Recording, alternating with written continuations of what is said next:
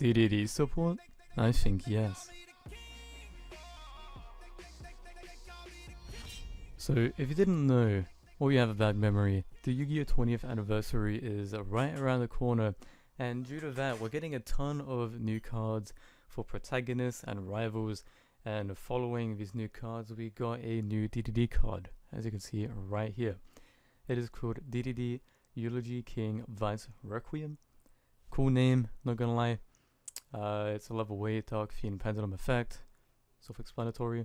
2800 attack, 2000 defense, and looking at it, you can tell that it's a upgraded version of not Armageddon, but the other one, Apocalypse.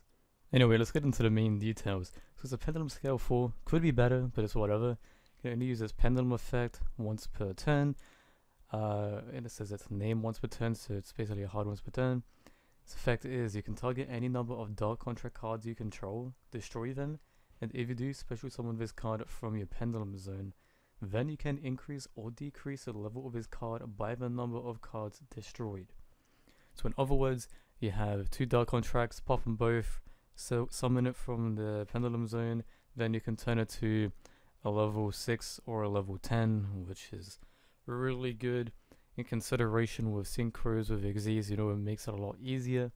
And you can obviously combo this with Gilgamesh, you know, summon Gilgamesh, bring out this guy, add something to the other scale, Ragnarok, Reiji, anything you might want, Newton, and then special summon this guy, then you can search something, add the thing to your other zone, so then you got a free special summon, and scales.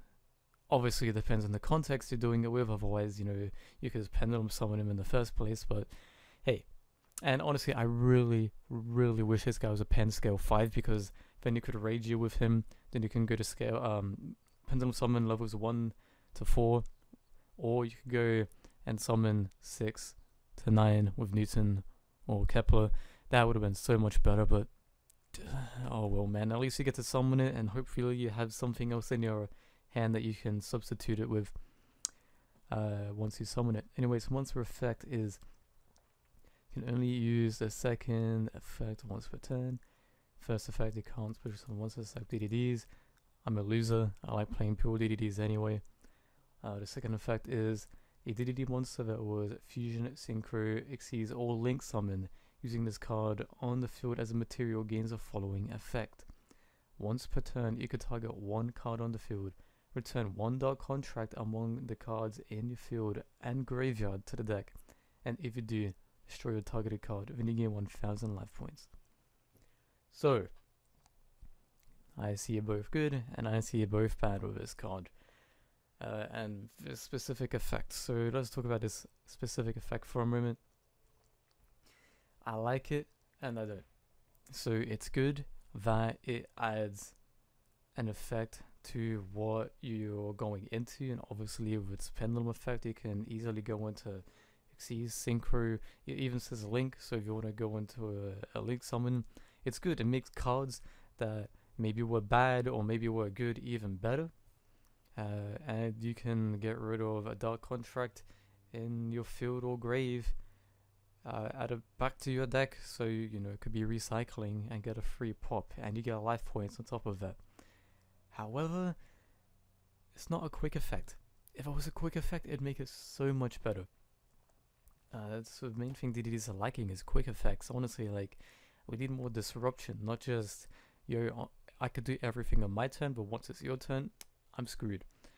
And yeah, as I say, it's good, but it could have been better. Now, you know, I know you can say that at everything, but it's just, to me, it feels a bit lackluster. It's good that you have a destruction. Sure, it targets, but it's still some sort of destruction. Sure, you get to recycle without contract. Sure, it combos with the pendulum effect, but I don't know. Maybe I'm just being a bit too critical.